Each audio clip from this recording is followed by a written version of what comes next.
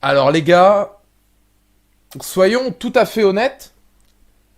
Et vous pouvez en vrai faire un screen où vous pouvez capture ce que je vais faire.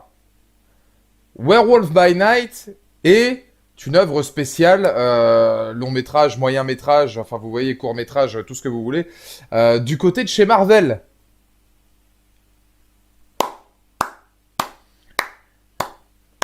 Et il se peut qu'il y ait 15 ans avant que je rapplaudisse une initiative de chez Marvel. J'espère que ça a été pris pour beaucoup d'entre vous. Werewolf by Night, c'est vraiment, vraiment, vraiment cool. Bonsoir à tous, comment allez-vous pour voilà ce petit live YouTube, peut-être fait un petit peu tôt. Je sais pas si beaucoup de gens auront l'occasion de voir cette critique. Je sais pas si beaucoup de gens ont regardé Werewolf by Night ou s'il y a que moi que ça intéressait. Ce qui est possible. Ce qui est possible, mais faut dire qu'en même temps j'avais bien envie d'en parler parce que je pense que bah voilà ça fait partie des sujets ambitieux de chez Marvel qui étaient importants de souligner. On est donc en live ce soir pour la critique et l'analyse complète de Werewolf by Night, l'un des derniers, le dernier en date, projet donc bien de la saga du MCU, un projet effectivement qui est porté par Marvel, etc. Et un projet que j'ai trouvé moi réussi, genre vraiment réussi. Alors c'est sur Twitter pour avoir vu énormément de tweets, à part l'ami Morgan avec qui j'ai pu discuter, que je salue puisque Morgan et son ciné est un copain. De toute façon, on sera jamais d'accord sur les trois quarts des films qu'on regarde, je pense, à part peut-être le premier Jurassic Park. Mais lui, j'ai vu qu'il avait pas trop apprécié. Moi, pour le coup, je vous avoue que j'ai trouvé ça très bon pour trois raisons. Principalement, la première, c'est déjà qu'on a fait le tour. Enfin, faut quand même, comment dire, faut quand même le dire. Hein. On a fait le tour, je pense aujourd'hui, de l'univers du loup-garou. Vraiment. Enfin, je veux dire entre le loup-garou de Londres, entre Wolf, entre Wolfman, entre Underworld, entre tous les anciens films de Lycan ou de loup-garou qu'on avait, voilà, à l'ancienne. Parce que évidemment, Werewolf by Night, vous n'êtes pas sans savoir que c'est un immense hommage au cinéma des années 40-50 de chez Universal. Et puis il y avait même, hein, dans le style un petit peu fantastique, la RKO, la Hammer, qui en faisait un petit peu avant aussi. Bon, ça, c'est pour les films un petit peu à l'ancienne, hein, pour tous ceux qui connaissent cet univers-là, qui est pas né avec Nosferatu, mais qui a été aussi pas mal sublimé dans les prémices du cinéma par des œuvres comme ça. Et ben voilà, on avait fait quasiment le tour, en fait, de l'univers du loup-garou. Donc, c'était pas forcément évident d'aller récupérer un projet comme ça. Alors, certes, qui est mis autour de Marvel, mais qui aurait pu être, de toute façon, vraiment très très peu, comment dire, intéressant pour le public. Donc c'est déjà une réussite vis-à-vis de ça, parce que je trouve que l'hommage est réussi, dans le sens où, et là par exemple, j'étais pas d'accord avec Morgan, où Morgan, on voyait qu'il faisait la critique de quelque chose d'établi comme une œuvre qui se voulait une œuvre importante. Werewolf by Night, il y a quasiment pas eu de promotion, il y a quasiment pas eu voilà, d'éloges autour de ce projet, qui reste de l'ordre du court moyen métrage, hein, on est sur à peu près 45-46 minutes, donc c'est l'équivalent d'un, comment dire, c'est l'équivalent d'un épisode de série télé, donc c'est pas non plus énorme. Il n'y a pas eu beaucoup de promos, il n'y a pas eu beaucoup de publicité autour, ça arrive entre guillemets un peu en catimini. Ce qui est très rigolo d'ailleurs, c'est que Werewolf by Night arrive à un moment où c'est même pas Halloween. Ça aurait pu être un projet pour Halloween où ils auraient pu sortir ça vraiment au moment d'Halloween. Je pense qu'en faisant toute une publicité et toute une com autour du mois d'octobre, ils l'ont pas fait. Et je pense, moi, donc, contrairement à... Enfin, j'imagine, contrairement à Morgan, que si pour moi le film est une réussite, c'est parce que il ne fait pas que... alors, je dis Morgan, je cite Morgan parce qu'en fait, on en a parlé tout à l'heure sur Twitter. J'aurais pu citer n'importe qui d'autre avec qui j'avais eu ce désaccord-là. Mais pour moi, le fait qu'il refasse exactement... le cheminement des films à l'ancienne, c'est précisément le but. C'est-à-dire que moi, je le vois comme un film, pas sans prétention, mais fait par un Michael Giacchino qui, je pense que c'est son premier fait d'armes vraiment à ce niveau-là. Je sais pas s'il a déjà réalisé du court-métrage ou peut-être 2-3 trucs touchés à la caméra avant. Michael Giacchino, je le connais énormément en tant que compositeur. Ah là, faut dire qu'à un moment donné, le mec, il arrive, il nous sort ça. Bon, je trouve que c'est déjà très intéressant d'un point de vue de réalisation et tout à fait honorable parce que d'un côté, on a un néophyte derrière la caméra. Et là où je dis que c'est fait sans prétention, c'est qu'on va reprendre les codes des années 40-50 pour en faire une lettre d'amour. c'est pas un projet qui se veut révolutionnaire. Je pense pas que Werewolf by Night, quand tu regardes, tu vas dire, ah bah ça c'est le projet, tu vois. Si on nous avait vendu ça comme, c'est de l'inédit, voilà, vous n'avez jamais vu ça avant, là ouais, on aurait pu se dire, bon, si, un petit peu, hein, quand même, hein, le cinéma d'Universal, enfin voilà, tu vois, il y a aussi, quand même. Mais là, en fait, c'est juste, je pense, moi, une bonne lettre d'amour aux années 40-50 de ce style, c'est réussi, c'est... j'ai pas envie de dire cette phrase, mais j'ai envie de dire aussi bravo, parce que, bah, quelque part, on a un film qui est une proposition du côté de chez Marvel. C'est ça aussi le truc, c'est que j'ai pas envie de vous dire en fait, oh super, enfin un projet intéressant chez Marvel, etc. Parce que pour ceux qui sont sur mon Discord, vous avez vu, moi j'ai Alejandro, je suis assez d'accord avec lui. Même si moi c'est pas des projets qui m'intéressent, et même si je trouve que la qualité est moyenne, on peut pas, comment vous dire, on peut pas. Alors, attendez, 2 secondes, tac, voilà. Euh, on peut pas nier l'évidence que la nouvelle phase de Marvel a tenté des choses. Je pense que c'est le cas. Alors oui, il y a eu WandaVision qui pour moi est plus, voilà, là pour le coup j'étais d'accord avec Morgan parce qu'on en avait parlé aussi. Pour moi c'est plus une redite de la sitcom, c'est-à-dire que c'est pareil que Werewolf by Night, sauf que WandaVision, la différence c'est que ça pour le coup ça se voulait un peu révolutionnaire. Ça se voulait genre regardez, vous aurez jamais vu ça. Si en fait on a regardé toutes les simcoms que tu nous as déjà données avant, hein, que ce soit Ma sorcière bien aimée, que ce soit Malcolm, etc. On connaît déjà. Donc là pour le coup ils avaient une prétention et un statut de première série je crois Marvel qui faisait qu'on pouvait en attendre beaucoup plus. Werewolf by Night n'a pas cette prétention. Je veux dire, de par ce réalisateur, de par ses comédiens, puisqu'on n'est pas non plus sur des comédiens reconnus et ultra connus. On est plus sur Jessica Jones bis, parce que clairement, enfin, si vous n'avez pas vu Jessica Jones, pour moi, c'est exactement ça. Et justement, eh ben on a cette envie de donner une lettre d'amour à ce cinéma-là. Et je trouve que c'est, d'un point de vue esthétique, d'un point de vue d'ambiance, d'un point de vue de mise en scène, d'un point de vue de placement de la lumière, de la couleur, de jeu de lumière, le jeu des comédiens aussi. Je trouve qu'on a vraiment ce ressenti du cinéma qui faisait voilà, le plaisir de l'horreur et du fantastique et de l'angoisse des années 40-50. Et je pense vraiment qu'il n'y a pas une autre prétention vis-à-vis de ce film.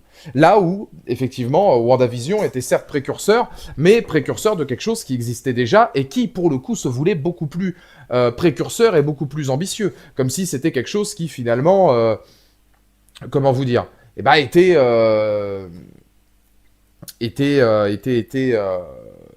était jamais vu, avait été inédit. Alors que là, pour le coup, là, je trouve que c'est vraiment un truc qui, sort plutôt du lot, sort plutôt du lot pour Marvel.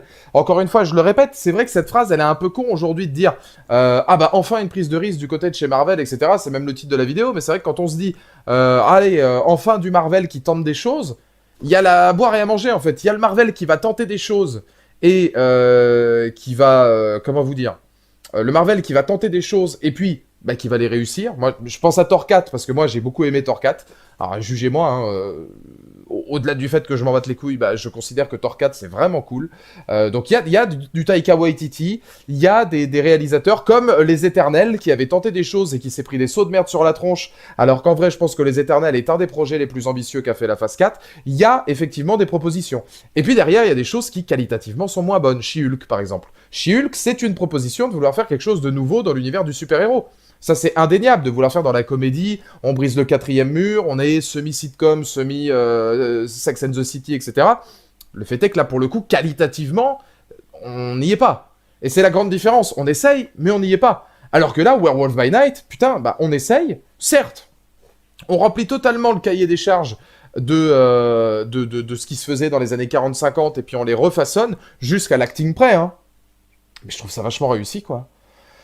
Vraiment, hein. Genre, je trouve que c'est vachement cool et je trouve que c'est vraiment réussi. Moi, j'ai vraiment passé un bon moment tout au long du film. Et alors, est-ce qu'il y a des gens, je vais poser la question, comme on est très peu, on aura peut-être un petit peu plus l'occasion de dialoguer. Alors c'est vrai que bon, d'un autre côté, Werewolf by Night, il faut l'avoir vu pour regarder la vidéo. Et puis je sais même pas si ce sera un sujet intéressant en fait pour la plupart des gens qui me suivent. Mais est-ce qu'il y a des gens dans le chat qui ont vu le film? ou enfin, le court-métrage, je sais pas vraiment comment l'appeler, le court-métrage, moyen-métrage. Est-ce qu'il y a des gens dans le chat qui justement ont eu l'occasion de voir déjà Werewolf by Night, ou peut-être que d'autres attendent peut-être ce soir, ou voilà, pour regarder. Mais en tout cas, dites-moi dans le chat ce que vous avez pensé du film. Dites-moi si c'est un film que vous avez trouvé, voilà, comme Logan, intéressant, si vous avez trouvé qu'il y avait des bonnes idées. Moi, je l'ai trouvé intéressant déjà parce que j'aime bien cette idée d'un compositeur, voilà, d'un mec qui vient de la musique, qui a fait de la musique avec tout un tas de réalisateurs ultra reconnus, et puis qui là va se tenter à la caméra, quoi. Et comment il va, mon Yaya? Le film est ouf car il rend hommage au passé en installant des choses pour le futur du MCU. Ouais, il y a même des choses pertinentes dans le contenu, on va y revenir. Moi, je pensais par exemple, un truc à la con, hein, mais quitte à parler du MCU, moi j'étais convaincu que le narrateur c'était Blade. Pourquoi? Parce que, alors je me suis fait avoir par la voix française, je l'ai regardé en VF. La voix française qui fait la narration du tout début, en fait, quand on présente un petit peu les mythologies, etc., c'est la voix de Mahershala Ali, c'est la voix de Blade. Une des voix de Mahershala Ali. À partir de ce moment-là, je me suis dit, eh putain, ça se trouve, il va être en scène post-générique, parce que, bah voilà, j'avais Blade en tête. Puis surtout, c'était pas déconnant, dans un univers comme ça, avoir Blade qui nous conte une histoire, ça pouvait être tout à fait logique. Pour ceux qui se posent la question, non, ce n'est pas Mahershala Ali, donc c'est pas Blade hein, qui fait la narration, c'est un acteur lambda que je connais pas, qui s'est chargé de la minute. Mais voilà, on aurait pu aussi s'imaginer ça, et pourtant, bah, c'est un projet très underground hein, par rapport à ce qu'on voit d'habitude, mais qui essaie quand même d'être accord avec le MCU. Moi, j'ai trouvé que dans l'ambiance, alors, la première partie installe un peu les personnages. J'ai pas envie de dire qu'elle est un peu poussive, elle est peut-être un petit peu longuette. Mais j'ai trouvé qu'il y avait en fait, pour un réalisateur novice comme ça, il y avait des idées de mise en scène. Il y a des idées de mise en scène, il y a des idées techniques où on essaie d'installer des plans séquences sur des scènes d'action, courtes mais quand même, où on joue avec la lumière, avec l'obscurité, avec l'éclairage. Alors ça a été fait, effectivement, ça je suis d'accord, ça a été fait dans tous les films des années 40-50, hein, je veux dire, tu peux penser à des tas d'œuvres qui sont sorties à cette époque-là, de la part du cinéma d'Universal ou autre. Par exemple, enfin vous allez voir que moi j'ai considéré la scène autrement, mais la transformation du loup-garou avec la transformation via le mur, en fait, on le voit via l'éclair et le mur. C'est vrai que la Féline faisait la même chose. Morgan le citait dans sa top chrono critique, et il a raison. C'est vrai que bon, c'est des prototypes qui ont déjà été utilisés. L'acting des personnages, je sais pas si vous l'avez remarqué, mais l'acting des personnages extrêmement surjoué, notamment l'espèce de prêtresse là qui doit être la mère de Elsa, je pense, enfin ou quelque chose dans ce genre-là, mais elle est de la famille des Bloodstone. Elle est extrêmement dans le surjeu. On a, comme dans ces films-là, je veux dire, comme dans les Dracula, ou comme dans les Frankenstein, comme dans des trucs comme ça, cette espèce de l'amour de la créature, un côté assez poétique, des choses qui avaient une poésie énorme dans le côté gothique et macabre de ce cinéma-là des années 40-50.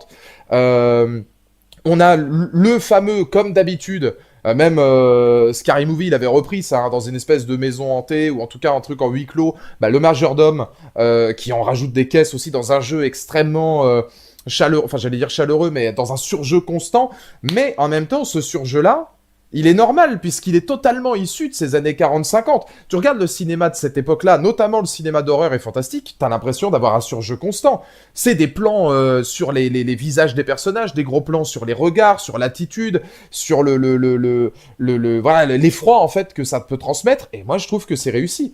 C'est réussi. C'est pour un galop d'essai de Michael Giacchino qui arrive en plus dans quelque chose vraiment, comme je disais, sans prétention. C'est-à-dire, on est là, on prend un court-métrage, on le balance comme ça sans publicité, on n'a pas spécialement prévu quoi que ce soit en termes de budget ou autre. C'est, voilà, on tente quelque chose. Oh, je trouve que c'est plutôt bon, hein. Est-ce que Marvel ne sont pas capables d'innover et donc essayer de recycler des genres anciens de films? Ah bah ça c'est vrai, papy, aussi. Ça on peut dire que c'est pas le défaut de Werewolf by Night. C'est ce que je disais avec WandaVision. Aujourd'hui Marvel, bah, au lieu de créer quelque chose, ils reprennent.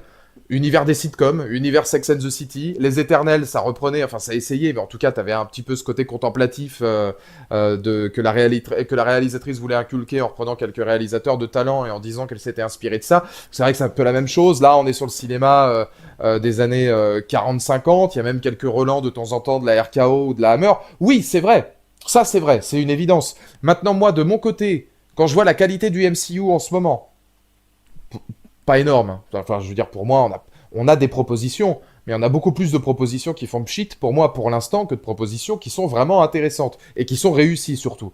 Bah, un truc de cette qualité-là, qui ose, qui a des scènes quand même pas gore, mais alors ça, pareil, ça a des scènes pas gore. Peut-être que des gens se diraient, tiens, je voulais plus de trash. Ouais, mais à cette époque-là, c'était pas forcément super sanglant, hein. Les films des années 40-50, ça jouait beaucoup sur l'ambiance, sur l'atmosphère, sur le suspense, sur la musique, ouais, une musicalité constante qu'il y a autour et qui va être là pour gérer les émotions des personnages et puis pour décupler un petit peu ce suspense-là. Ça jouait pas sur le gore. Donc là, il y en a un petit peu, ouais, forcément, parce qu'il faut, tu vois. Puis il y en a beaucoup plus que dans les projets Marvel actuels. Mais moi, je trouve que voilà, c'était plutôt riche là-dessus. Blade était prévu au début, mais l'agenda de Ali n'était pas compatible. Ça, il me semblait l'avoir lu, ouais. Il me semblait l'avoir lu, que c'était prévu à la base, mais il aurait totalement pu, hein. Après, Yaya, je pense que tu seras d'accord avec moi. Admettons qu'il soit à la place du narrateur, ce qui aurait pas été déconnant. Là, elle t'enregistre depuis chez toi, hein. Je veux dire, tu t'appelles Mahershala Ali, t'as 3 lignes à enregistrer, tu les enregistres, ça te prend 30 minutes et puis tu les envoies à Marvel. Et moi, ce que je trouve intéressant, et je vais vous montrer ça tout de suite, c'est de voir un petit peu où sont effectivement les autres partis pris que le film a pu avoir et a pu choisir. Parce que j'ai remarqué quelque chose, c'est que oui, on retrouve ce cinéma des années 40-50. Je reprends Morgan, la transformation sur le mur, etc., la féline, le côté un petit peu Dracula, voilà, ces choses-là, les choses méga grandiloquentes de l'époque, certes. Il faut savoir que comment dire, Michael Giacchino a bossé avec énormément de réalisateurs. Je peux pas vous dire comment. En termes de musicalité, pour moi, la composition, elle prend littéralement pas le dessus sur l'œuvre, mais elle est indispensable. Je pense vraiment que la musique dans Werewolf by Night est indispensable parce que ça augmente l'ambiance et c'est tellement raccord avec les musiques de l'époque et ce côté très rétro, le grain de la pellicule aussi, hein, quand il filme, etc. On sent que c'est vraiment travaillé pour. La musique, à mes yeux, et je connais très bien Michael Giacchino, pour le coup, musicalement, se rapproche énormément de Jurassic World Fallen Kingdom. Vous allez dire que je parle que de Fallen Kingdom, mais vous allez voir pourquoi j'en viens là. Giacchino a bossé sur Fallen Kingdom et sur les Jurassic World. Pour moi, de toutes les compos qu'a fait Giacchino, Lost, Mission Impossible, et Pixar, etc., The Batman, je trouve que ce qu'il fait sur Werewolf by Night, c'est ce qui se rapproche le plus de ce qu'il faisait sur Jurassic World Fallen Kingdom.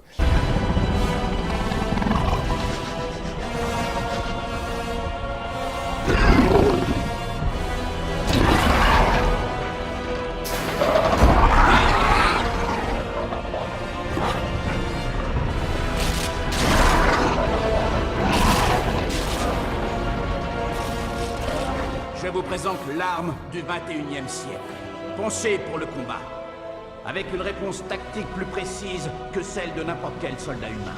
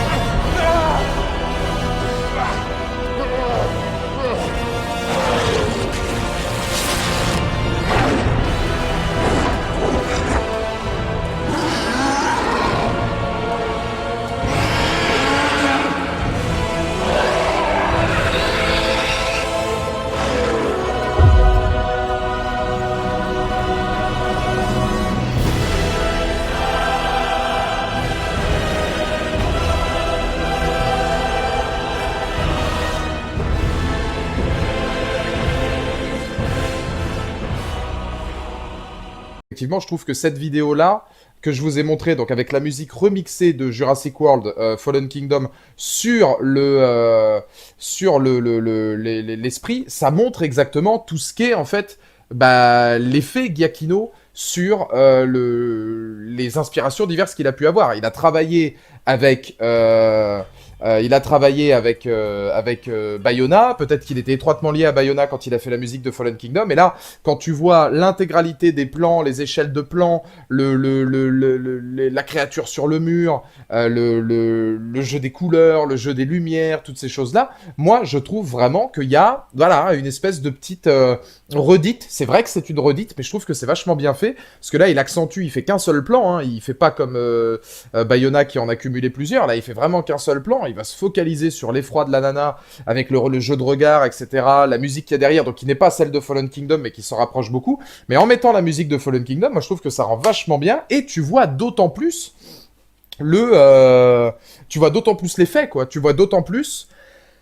Bah ouais, je trouve cette idéologie d'un mec qui a travaillé avec les plus grands et qui s'est inspiré aussi des plus grands pour arriver derrière la caméra à faire quelque chose, je trouve, de puissant.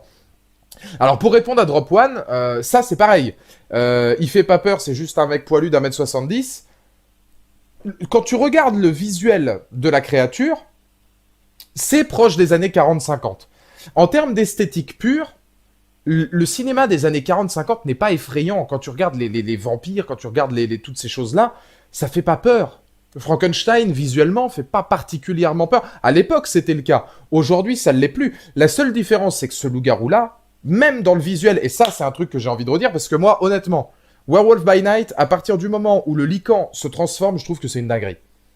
Dans la chorégraphie des combats, dans l'ambiance, dans le côté un petit peu plus gore, un petit peu plus glauque, un petit peu plus macabre, dans la musique, dans l'ensemble, le poétique aussi par moment. Moi, je trouve que c'est un régal. Sauf qu'en fait, bah, visuellement, il est exactement comme ce qu'on faisait dans les années 40-50. C'est pas Underworld. C'est pas le loup-garou de Londres, où le loup-garou de Londres, c'est méga crade et c'est effrayant. C'est pas Hurlement. On n'est pas, tu vois, dans des films comme ça, ou Dog Soldiers, où t'as beaucoup plus le côté animal. Enfin, je veux dire, Dog Soldiers, Hurlement ou Underworld, t'es beaucoup plus sur un animal qu'un homme. Là, tu ressens encore un petit peu l'homme. C'est comme Wolfman. Encore que Wolfman, c'était un peu plus flippant avec Del Toro. Tu vois, on est un peu plus dans cet état d'esprit-là. Et moi, je trouve qu'en fait, le style visuel ne fait pas, certes, ne fait pas plus peur que ça. Un petit peu d'effroi de temps en temps, mais c'est plus par rapport aux situations. Mais reste complètement raccord avec l'idée de récupérer cette ambiance qu'il y avait à l'époque. C'est ça, en fait, que je trouve intéressant. C'est que ça récupère complètement l'ambiance qu'il y avait le truc. Et je pense que le fait, comme tu dis, Drop One, que tu vois toujours l'homme, c'est voulu. C'est voulu pourquoi? Parce que justement, en voyant l'homme, on voit la poésie du truc. Underworld, il n'y a pas de poésie. Parce que l'animal a repris le dessus. Wolf avec Jack Nicholson, j'en ai plus beaucoup de souvenirs, je sais que c'est assez poétique par rapport à la relation avec la nana, mais en loup-garou, je sais plus. Hurlement ou Dog Soldiers, il n'y a pas de poésie.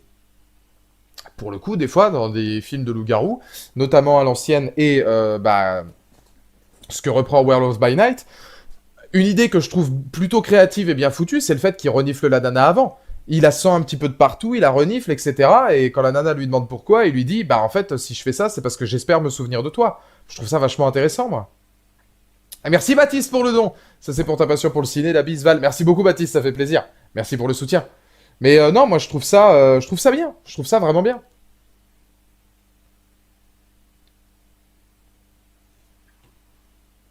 Hâte de voir ce qu'ils vont en faire dans la suite du MCU.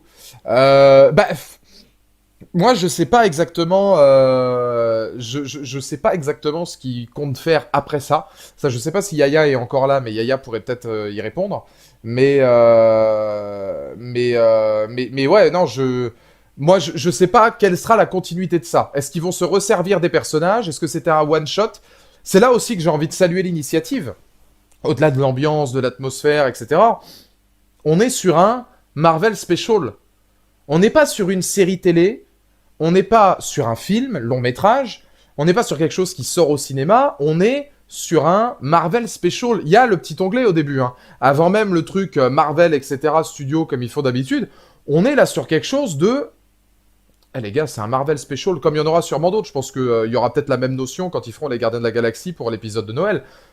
Et c'est là aussi où c'est intéressant. Mais comment dire, on a un truc de ce rendu et de cette qualité-là pour un simple épisode spécial. En vrai, c'est cool. Et moi, ça me rapproche d'un truc, et vous allez me dire si vous êtes d'accord, et moi je le dis déjà depuis longtemps. on va pas, là, accentuer ça autour de Marvel, on va pas accentuer ça autour du MCU ou autre. Moi, je vais juste parler de Disney. Je pense que Disney, quand ils ont un projet atypique, ils sont bons, parce qu'ils n'y croient pas, ou peu. Et ils se disent, écoute, si ça marche pas, c'est pas grave, il n'y a pas beaucoup d'oseille en jeu. À chaque fois qu'il y a un projet où il y a énormément d'oseille en jeu, parce que c'est un truc important que les fans attendent depuis longtemps, ils se plantent. Coucou Star Wars, coucou Kenobi, coucou Andor, coucou le Mandalorian, coucou Werewolf by Night, coucou toutes les She-Hulk, toutes ces séries-là. Je pense que quand c'est un projet qui est attendu, où il y a une énorme com, où il y a une énorme promo, où il y a un truc stellaire qui se passe, et que là, il y a de la pression, et qu'il faut justement remplir les billets de banque, je pense que là, on est à un moment où, effectivement, Disney se foire. Par contre, je pense que quand c'est un truc... comment dire quand c'est un truc qui sort totalement des sentiers battus, comme Andor, qui est pas spécialement attendu, où ils peuvent donner ça à des gens créatifs, comme le Mandalorian, comme Werewolf by Night, comme d'autres petits sujets comme ça, voilà, et bah là, ça marche. Ils ont fait pareil avec Prey, ils flippent de sortir des trucs au cinéma. Alors, je suis d'accord, mais pas forcément sur la notion ciné. Je pense pas que ce soit forcément dû au fait d'avoir un flip de sortir ça au cinéma. Je suis pas sûr. Parce que je sais pas exactement comment ils gèrent leur budget, mais est-ce qu'ils font plus de thunes en sortant ça en salle qu'en sortant ça sur Disney Plus ou voilà, je peux pas te dire. Maintenant, Prey pour moi c'est qualitatif. Je pense que Disney ne croyait pas en la saga Predator, ou en tout cas n'y croyait plus, et ils se sont dit, eh ben tu sais quoi, allons-y. On n'a rien à perdre en fait à sortir un nouveau Predator. C'est une licence, les fans regarderont par curiosité. Si en plus on le file à quelqu'un qui est plutôt manuel, aka le réalisateur de 10 Cloverfield Lane, qui a un petit projet atypique, etc. Nous, c'est pas sur ça qu'on mise. Je pense que c'est surtout ça. Hein. Disney, ils se sont dit, c'est pas sur ça qu'on mise. Donc on le donne à semi-carte blanche, faites ce que vous voulez. Ça marche, tant mieux. Ça marche pas, ce sera pas forcément négatif pour nous. Allez-y. Et c'est là justement que Disney, il laisse les cartes à des gens qui sont bons. Et cette liberté d'action, cette initiative et ce projet de faire mieux, c'est là qu'ils doivent justement le mettre maintenant sur des gros projets. Parce que quand on voit que Disney a la pression ou qu'ils font des choses pour plaire aux fans, ça j'accentue là-dessus, pour plaire aux fans ou des choses attendues ou des trucs un peu fan-service, c'est là qu'ils se plantent. Boba Fett, Kenobi, et puis, ouais, She-Hulk avec l'apparition de Daredevil ou des choses comme ça. Là, c'est vrai qu'il y a une marge de manœuvre qui est quand même largement plus négociée. Werewolf by Night s'en sort très bien. Werewolf by Night s'en sort très bien parce que ça n'a pas pour ambition d'être plus que ce que c'est-à-dire un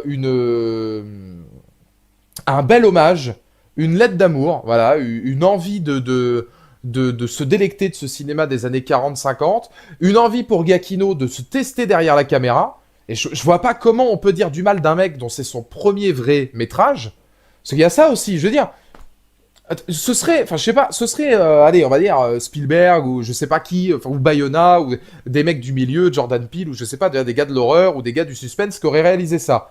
Tu te dis, bon, on aurait pu attendre un peu mieux. Là, les gars, c'est Giacchino. Giacchino, c'est un compositeur musical. Enfin, je veux dire, on est tellement loin de ce qu'il fait d'habitude que je pense, très honnêtement, que c'est qualitatif ce qu'il a fait. Je vois pas au nom de quoi on pourrait gueuler sur un mec dont c'est le premier court ou moyen métrage. Moyen métrage, plus moyen métrage, hein, en y repensant, plus le temps passe, court métrage, c'est beaucoup plus court quand même. Hein.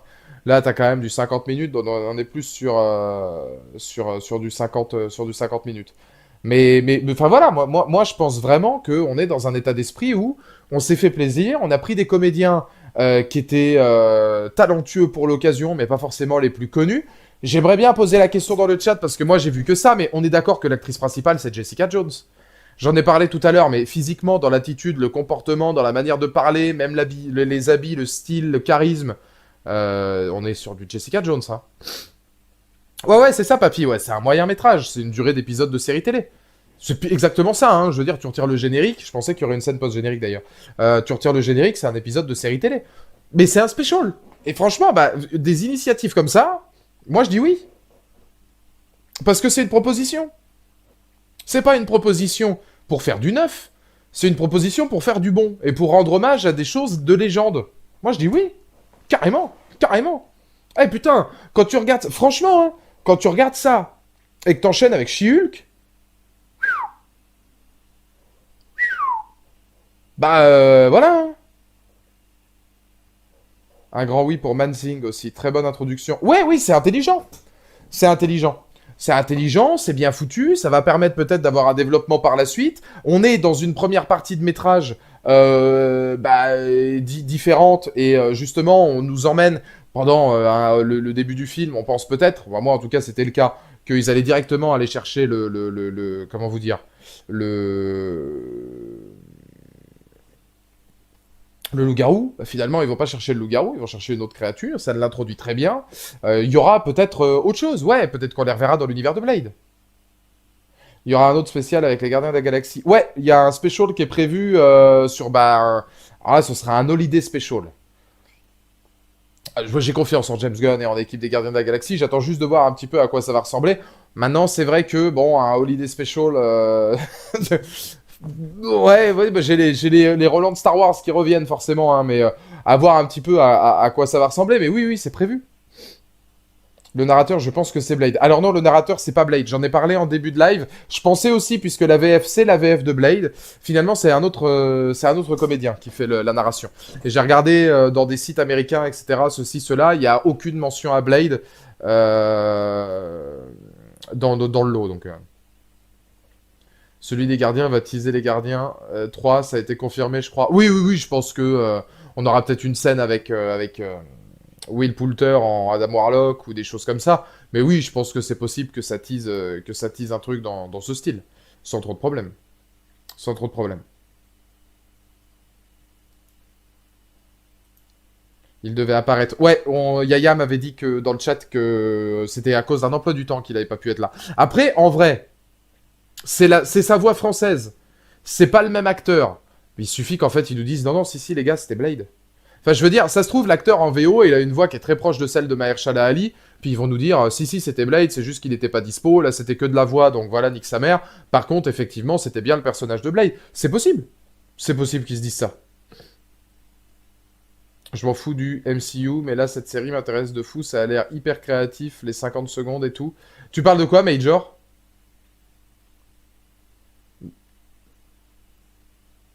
Mais non, je pense que ça va être... voilà, hein. J'adore cette idée de Disney de sonder, voire éduquer son public. Moi, j'irai pas jusque-là. Moi, j'irai pas jusque-là. Si Disney... Werewolf by Night, d'accord, ok, ouais. Oui, donc 50 minutes. Années 50. Ouais, non, mais oui, non, mais c'est... Oui, c'est pas en soi. C'est créatif sans l'être. C'est créatif sur certaines idées de mise en scène et... Pour le MCU, c'est créatif. Pour les années 30, non, on est plus années 40-50. Années 30, t'as RKO, Hammer, et puis après t'as tout ce qui est Universal. On est plus dans du cinéma des années 40-50. En tout cas, l'inspiration était voulue comme ça. Après, il y a aussi des inspirations... je suis d'accord, des années 30. Mais comme j'ai montré avec l'extrait autour de Jurassic World Fallen Kingdom, j'espère que vous pourrez la voir quand il y aura la rediffusion.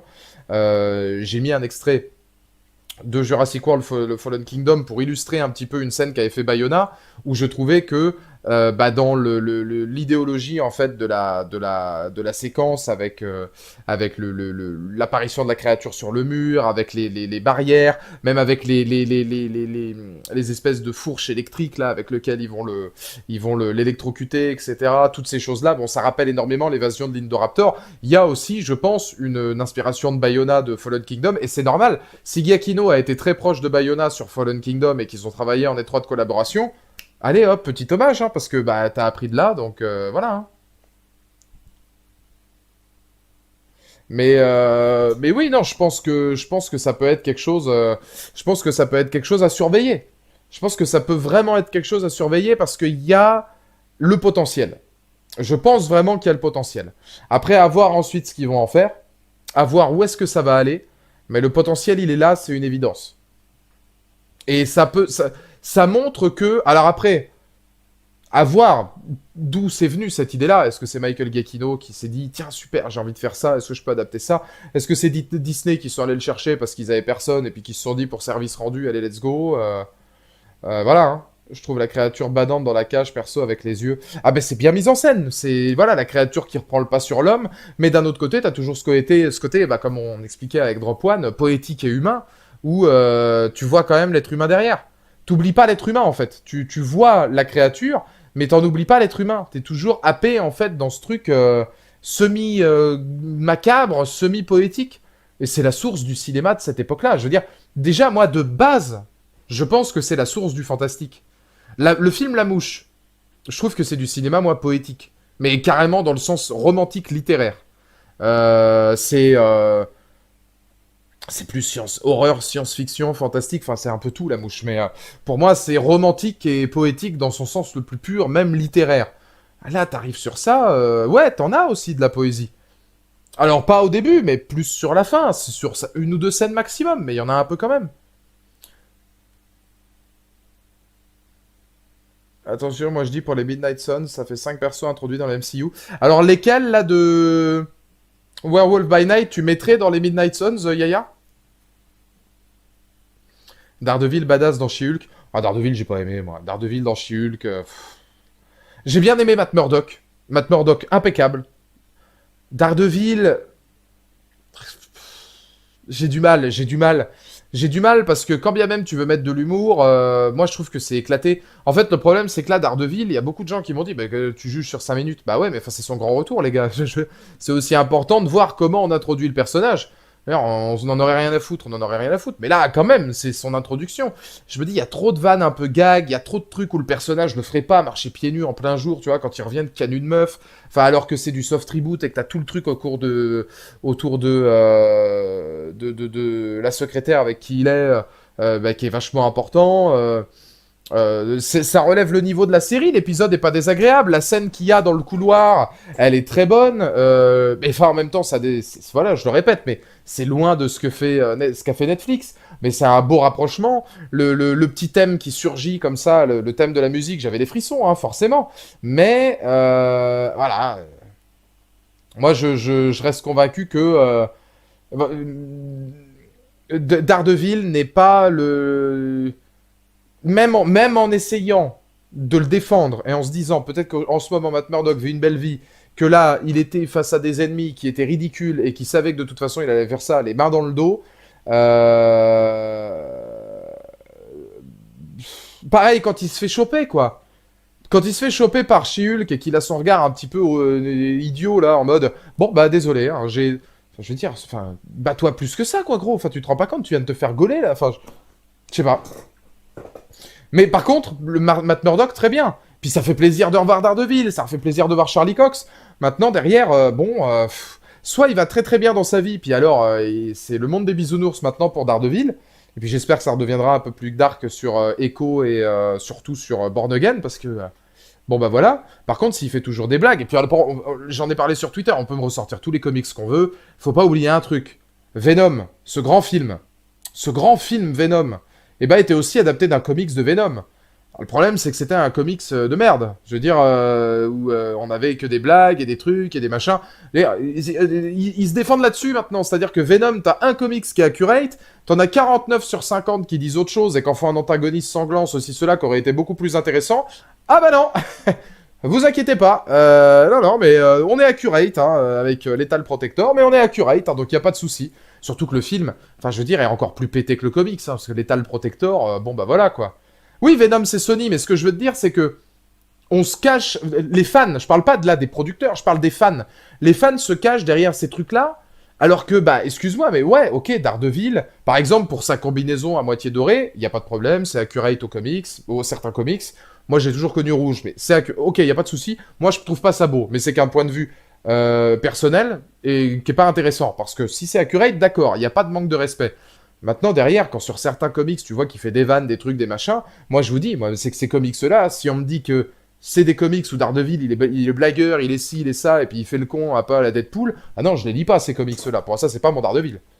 Ça, c'est pas mon Daredevil. Et à mon avis, connaissant un peu Daredevil et l'univers du Punisher et de Spider-Man, etc., ça doit pas être le nombre maximum de comics qui existent sur Daredevil. Je pense que Daredevil, c'est quand même le mec beaucoup plus sombre et torturé, avec de la religion, des problèmes humains, amoureux, etc. Je pense que c'est beaucoup plus ça que de l'humour, hein, de base. Hein. Daredevil, c'est le mec qui se bat contre des trafiquants d'êtres humains dans la saison 1, il est pas d'humeur à rigoler en plein combat. Oui, c'est ça, je suis entièrement d'accord, Drop One. Quand il sort un truc juridique en plein milieu d'un combat, je suis là en mode non, ça c'est pas mon Daredevil. Alors vous allez me dire, ouais, mais non, mais c'est parce que c'est dans She-Hulk. Ouais, mais justement, on est dans She-Hulk. Ne prenez pas Daredevil si on est dans She-Hulk. Ça me paraît en fait pas déconnant du tout, tu vois. T'es dans She-Hulk, tu fais de l'humour, tu ramènes pas Daredevil. Ou alors t'en crées un nouveau. Ah, tu crées un nouveau Daredevil qui fait des vannes, des trucs, des machins, mais c'est pas Charlie Cox.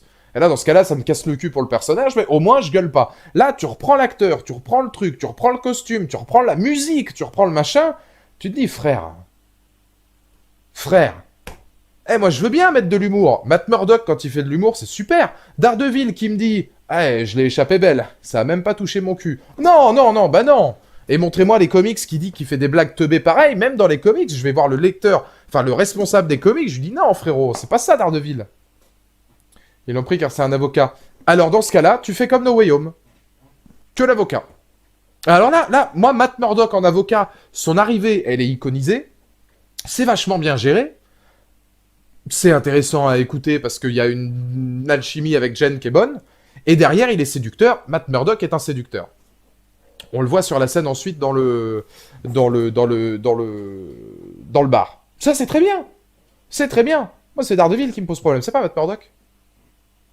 Mais les gens auraient râlé car pas encore de Daredevil. Il fallait juste le faire mieux, en fait. Pourquoi tu prends pas le spectateur à contre-pied? She-Hulk, c'est une série comique. Bam, une introduction comique, Matt Murdock arrive, très sombre, et une conclusion comique. Tu gardes la même conclusion où elle brise le 4e heure. Ah, je comprends pas, l'épisode devrait être fini. Et au lieu de dire ça, elle fait « Oh putain, en plus, c'était très sombre, hein, pour le coup. J'espère que vous êtes accrochés, parce que moi, j'ai pas l'habitude. » Et voilà. Et tu l'as, ton Daredevil, un peu plus. Je te demande pas non plus de me faire un Daredevil, genre, qui a envie de se suicider. Juste un peu plus raccord avec l'idéologie que nous, on avait du personnage. Parce que, et ça, c'est mon opinion, ça n'engage que moi. Dites dans le chat si vous êtes d'accord. Je considère que quand tu as pris la décision de récupérer un acteur, de récupérer un costume, de récupérer le casting quasi entier de la série, tu fais les choses dans la continuité de, même si c'est du reboot ou du soft reboot. Sinon, tu prends un autre acteur, je veux dire, vous êtes Disney les gars, hein. Vous êtes Disney, hein.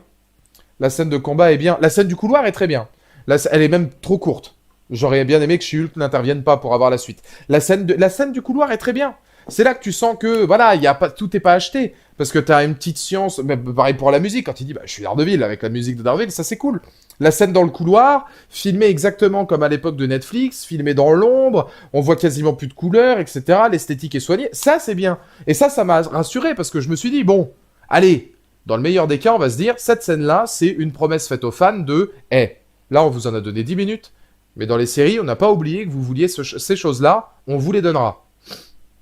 Pas du niveau de la réalisation de Netflix non plus, mais au moins ça te donne... Tiens, je te le donne.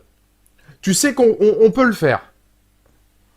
Mais et c'est peut-être une promesse au spectateur, et j'espère, parce que c'est vrai qu'effectivement, là on juge que 10 minutes. Mais moi c'est le reste qui m'a été un peu en mode,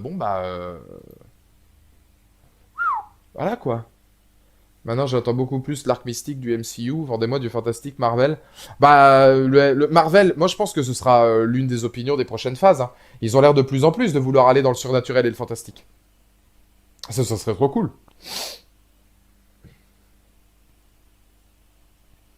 Mais oui, non, je pense qu'il y a je pense qu'il y a une méthodologie à respecter quand tu te prends la peine de faire revenir ce genre de protagoniste. Et quelqu'un qui a l'aura de Daredevil, encore plus avec la prestation de Charlie Cox, ne peut pas se résoudre à des vannes dans ce style-là. Fais des vannes si tu veux, mais pas celle-là. Il y avait des vannes tellement plus chill et fluides et intéressantes, notamment dans les Defenders, quand t'avais Daredevil avec Jessica Jones ou autre. Là, je trouve qu'on retombe vraiment dans le bateau, quoi. Et alors, dans ce cas-là, on va me dire, bah ouais, mais c'est She-Hulk. Ouais, mais ne mets pas Daredevil dans She-Hulk. Tu vois, Werewolf by Night, il y a de l'humour. Mais on n'est pas dans de l'humour bateau à la con du style oh lol, je me suis chié dessus ou ah bah tiens, regarde, t'es un loup-garou, eh bah tu m'as même pas touché le cul ou des trucs comme ça. Enfin, tu te dis non, non, non. Parce que Giacchino et les scénaristes de l'œuvre, ils ont été capables de se dire bon, essayez de rester quand même dans un code années 40-50. On a une passion à respecter, on va faire en sorte d'eux. Je trouve ça vachement plus intéressant. Quand tu vois que eux-mêmes disent ils savent pas filmer et faire des procès. C'est-à-dire, Thibaut, puis ce sera pas ses réalisateurs pour sa propre série. Ah, sur She-Hulk. Les réalisateurs de She-Hulk, ils ont dit que en gros, ils savaient pas filmer et qu'ils savaient pas pourquoi ils étaient là. Bah, c'est génial. Je déteste le costume jaune de Daredevil. Moi, je suis pas fan non plus. Je suis pas fan non plus. Enfin, je veux dire, ouais, un mec déguisé en Devil, bah, t'es rouge, quoi. Moi, je suis pas fan. Mais ça, après, je peux pas juger. C'est accurate vis-à-vis de certains comics. Donc, bah, YOLO, hein. Je veux dire, si dans certains comics c'est comme ça, bah, c'est comme ça. Et si dans même, peut-être même la majorité des comics, il est comme ça, il y a pas de souci. C'est pas grave, on s'y fera. C'est vrai que moi, je préfère largement le rouge et noir. Maintenant, bon, bah, s'il faut le mettre en doré. Pareil, enfin, un truc à la con, mais quand tu vois la personnalité et l'attitude du mec qui fait les costumes de Daredevil, j'ai du mal, moi, à voir Matt Murdock aller chez un gars mondain, tu vois, pour faire son truc. Il me semble que Daredevil, c'est hyper glauque la manière dont il fait ses costumes dans Netflix.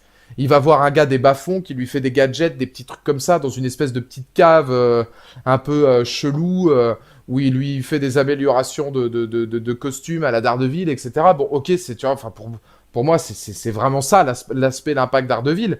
On est loin de hey, je vais me mettre des trucs flashy puis je vais aller voir un gars mondain qui va me faire le truc. Après voilà, comme dit Captain Frank, si c'est le costume d'origine, on respecte. Ça bon, on n'a rien à dire. On n'a rien à dire. Maintenant quand on voit ça, on peut se dire par exemple, je vois Gilles qui dit Punisher doit revenir. Moi j'aimerais bien. Mais vous imaginez imaginez simplement que l'apparition soit la même pour le Punisher. Le Punisher, il arrive. On le voit d'abord en Frank Castle. Il éclate une ou deux gueules, mais sans passage sanglant. Puis il fait des vannes. Puis après, il revient en Punisher. Puis il fait des vannes. Il tue 3-4 mecs à coups de flingue. Il fait des vannes. Puis il canne une meuf, puis il se casse. Bon. Tu penses quoi de la rumeur de Eiza Gonzalez serait Electra? La rumeur a été démentie par elle après avoir été harcelée parce que le monde était en haine que ce soit pas Elodie. Elle était appréciée, Elodie Yang en Electra? Enfin, je suppose. Enfin, moi, j'ai rien contre Elodie Yang en Electra. Hein, je trouve qu'elle faisait du bon taf. C'est juste l'histoire autour de la main et d'Electra qui m'intéressait pas. Elle, en soi, c'est une bonne comédienne, Elodie Yang. Mais c'est l'histoire d'Electra et l'histoire de la main dans Daredevil n'est vraiment pas ce qui m'a intéressé le plus. Euh, mais non, j'avais pas entendu parler de cette rumeur, mon Gideon, sur Eiza Gonzalez. Après, moi, honnêtement, Eiza Gonzalez en Electra, putain, faut signer où? Eiza Gonzalez, t'as vu aujourd'hui l'aura qu'elle a? C'est une bonne comédienne. C'est une protégée de Robert Rodriguez, hein. Je me dis, c'est pas mal, hein. Moi, franchement, tu me la mets en Electra bon, je suis chaud direct. Après, le problème, c'est que là, comme t'as pris... Enfin, c'est con, mais comme ils ont pris Charlie Cox, pour moi, tu dois reprendre tout le monde, hein. Tu dois reprendre la même secrétaire, tu dois reprendre le même Foggy Nelson, tu dois reprendre le même Punisher, parce que t'as Vincent D'Onofrio, tu reprends les mêmes mecs. T'as pas le choix, là. Tu t'es engouffré dans un terrain, tu peux pas reboot, ou soft reboot, ou faire la continuité, si d'un autre côté, tu retires la moitié du casting. Enfin, ça n'a aucun sens. Donc t'es obligé de reprendre Elodie Yung. Alors Elodie Yung qui faisait du très bon travail en Electra, moi j'aimais bien. Juste, j'étais pas trop fan de l'arc, mais c'était très bien. On a connu Electra en Jennifer Garner, les gars, je vous rappelle. Hein. On a connu Ben Affleck en Daredevil. Hein. Je veux dire, quand bien même ils peuvent mettre le Pékin du coin, le pire Daredevil et la pire Electra, on sait déjà qui c'est. Hein. C'est Jennifer Garner et Ben Affleck. Ils ont flingué le film Daredevil. Le film Daredevil en version longue est pas mauvais. Le caïd et le tireur sont pas mauvais. Il est en roue libre de fou, hein, Colin Farrell, mais c'est pas mauvais. Par contre, derrière le reste, voilà, vache. Ah, Ben Affleck, putain. Ah, puis Jennifer Garner. Ah ouais. C'est là que je vois aujourd'hui beaucoup de gens dire ah là là, tu vois, il y a le MCU, etc., c'est de la merde. Moi, j'ai grandi avec ces œuvres-là. Putain, quand tu vois ce qu'ils prennent, les 4 Fantastiques, Daredevil, Elektra, le Punisher et tout, t'es là, tu fais, ouais, enfin, c'était quand même pas terrible. Ouais, c'était quand même pas ouf, hein. Tu attends la série Rick et Michonne, c'est un plaisir constant de dire que non, pas du tout. Non, je regarderai pas. J'ai pas regardé un seul épisode de Walking Dead depuis qu'ils en ont ressorti. Je sais même pas combien auquel ils sont. Je regarderai aucun spin-off. Et pour être tout à fait poli, on va dire que je les embête dans le rectum, les gars d'EMC et toutes leurs saloperies de conneries de séries de merde. Parce que non, Walking Dead, c'est bon, j'ai trop donné. Ça m'a écœuré. Et, quand tu vois la qualité que ça a la série aujourd'hui, je préférerais finir unijambiste. Non pas que j'ai quelque chose. T'aimes pas du tout Ben Affleck? Si, j'aime beaucoup Ben Affleck en tant que réalisateur et même en tant qu'acteur. Je trouve que ce qu'il a fait notamment récemment, pour moi, il fait un excellent Batman. Je trouve que c'est un bon comédien et c'est surtout un très bon réalisateur. Mais c'est juste dans Daredevil. Dans Daredevil, il est mauvais. Dans Daredevil, il est vraiment mauvais. Et le pire, c'est que je l'ai revu il y a pas longtemps, Daredevil, et dès le premier plan, il est mauvais. Enfin, vraiment, dès le premier plan qu'on voit, il a l'air dans le néant, là, comme ça. Enfin, tu vois, aucune expression. L'œil est vide. Non, il n'y a rien, hein. Un film Ghost Rider par Sam Raimi, imagine le truc, ça ce serait lourd. Ce serait lourd. Ghost Rider, j'aimerais bien voir Daryl Dixon jouer Ghost Rider. Norman Reedus pour le coup. Faudrait pas changer les acteurs de la série originale, il me semble une très bonne alchimie. Ouais, et puis ils se connaissent. Ils vont reprendre leur marque très très vite. Donc c'est cool. Will Hunting, très bien, très bien. Ah non mais je vous dis moi, Ben Affleck, c'est comment dire, c'est quasi essentiellement dans Daredevil. C'est voilà, Daredevil, je le trouvais niais. Maintenant, moi, j'ai rien du tout contre comment vous dire, j'ai rien du tout contre l'acteur. Will Hunting, c'est un très bon film hein, de toute façon, hein.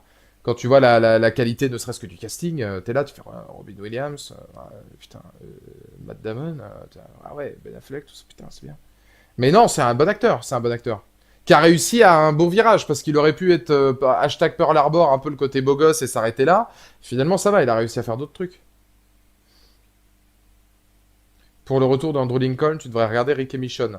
Pour le retour d'Andrew Lincoln, je regarderai Le Cabinet des Curiosités, série de Guillermo del Toro, où il y aura notamment Ben Barnes, qui était comment il s'appelait déjà celui-ci le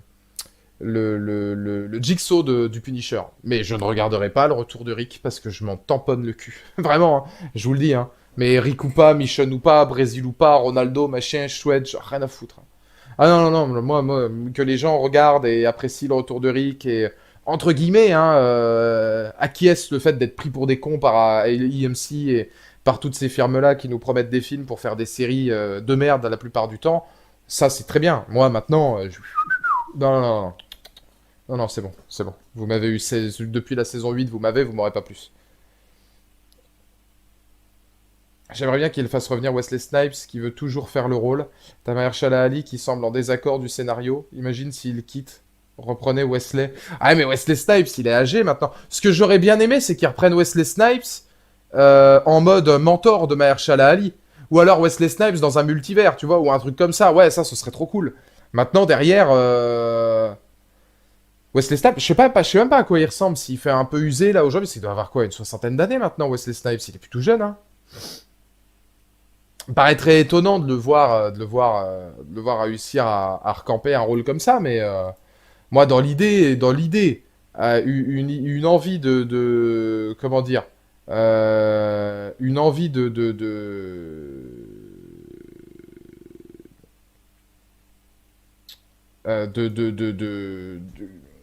comment? Merde, j'ai perdu le nom.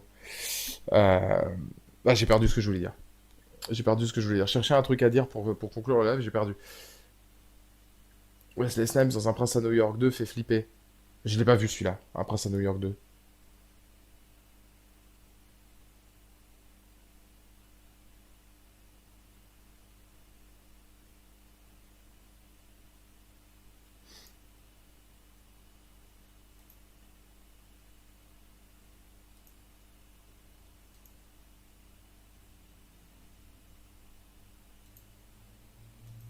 Un avis sur Pratt en Mario?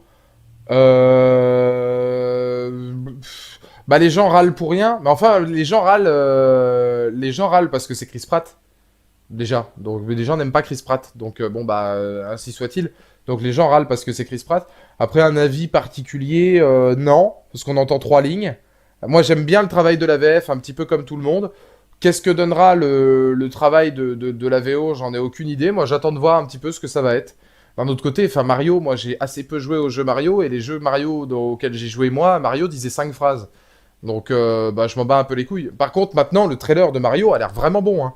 Ça a l'air très très cool, hein. Donc, ça m'a un peu rassuré. Le trailer de Mario, oui. Ça a l'air vraiment très sympa à regarder.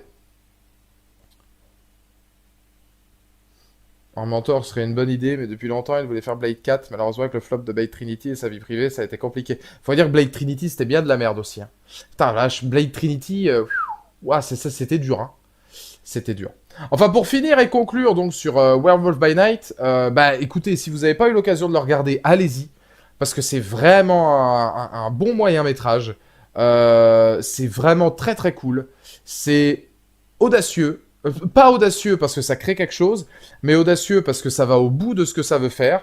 C'est une belle lettre d'amour, c'est un bel hommage, c'est une prise de risque chez Marvel, ça pour le coup, qui est évidente, même si, voilà, ça fait un peu con de dire ça, parce que bah, Marvel, aujourd'hui, dans la phase 4, bah, des risques, ils en prennent, et puis ils essaient d'innover. Malheureusement, ils reprennent plus qu'ils innovent, ça c'est sûr, hein. Là, on peut pas dire qu'il y ait de l'innovation. C'est plus de la reprise. Le casting est très bon, on retrouve ce jeu typique des années 40-50, on retrouve énormément de ce que Giacchino aime dans le cinéma, hein, que ce soit sur le cinéma fantastique ou autre. Ça peut être sanglant par moment, pas énormément, mais ça peut. Je pense pas forcément à mettre entre toutes les mains non plus. L'apparition de Mansing est sympa. Ça va ouvrir des portes pour le reste, et musicalement c'est très riche, c'est vraiment très fort, ressemble énormément à Jurassic World Fallen Kingdom, mais ça reste du grand Giacchino. Et puis voilà, bravo monsieur Giacchino, parce que bah, vous êtes tombé sur un truc où bah, c'était pas forcément évident d'aller chercher ça, et vous en êtes, je trouve, vraiment bien sorti. Donc voilà, c'est pour moi, c'est une très très bonne petite surprise qui se regarde avec vraiment plaisir, hein. C'est 46 minutes de votre temps. Si vous n'avez pas eu le temps d'y aller, franchement, faites-le, parce que c'est très cool. L'actrice d'Elsa est magnifique. Ouais, mais il y a tellement Jessica Jones dans mon cœur, et en fait les deux se ressemblent tellement que moi, pour moi, elle ressemble tellement à Jessica Jones que j'ai du mal à faire la jonction. Mais oui, oui, oui, c'est une belle femme, ouais. Tu as vu la série Dahmer, déroutant, série de grande qualité. Alors non, mais vous allez être contents, peut-être quelques-uns d'entre vous. Dahmer, je le regarde la semaine prochaine, et dimanche soir, dimanche de la semaine prochaine, live YouTube, où on parlera de Dahmer. J'ai le temps de regarder Dahmer la semaine pro. Il y aura une vidéo sur She-Hulk et il y aura une vidéo sur Dahmer. Enfin, il y aura une vidéo sur She-Hulk, mais il n'y aura pas de vidéo sur Dahmer parce que j'ai pas le temps. Par contre, j'ai le temps de la regarder. Donc, un live YouTube sur Dahmer. Pas ce dimanche-là, mais dimanche de la semaine d'après. Et il y aura 2 lives sur House of Dragon la semaine suivante, avec la vidéo sur House of Dragon qui sortira le 24, donc dans 2 semaines, au moment où arrêtera la série, puisqu'elle est pas encore terminée. Il doit rester normalement 1 ou 2 épisodes pour arriver au compte juste. Sur ce, je vous laisse une excellente soirée. Merci à tous d'avoir été là. On était en petit comité, mais d'un autre côté, la vidéo est sortie tôt par rapport à la sortie du truc. Et puis bon, Werewolf by Night, je sais pas vraiment si c'est très porteur vis-à-vis des gens, parce qu'il y a beaucoup de gens qui ont envie de regarder ou pas. Ce sera en rediffusion peut-être demain. Je vais essayer de le mettre demain, comme ça au moins ce sera fait pour ceux qui veulent, et puis pour ceux qui veulent avoir la critique. Je vous souhaite un excellent week-end, et je vous dis à la prochaine pour de nouvelles aventures. Bisous.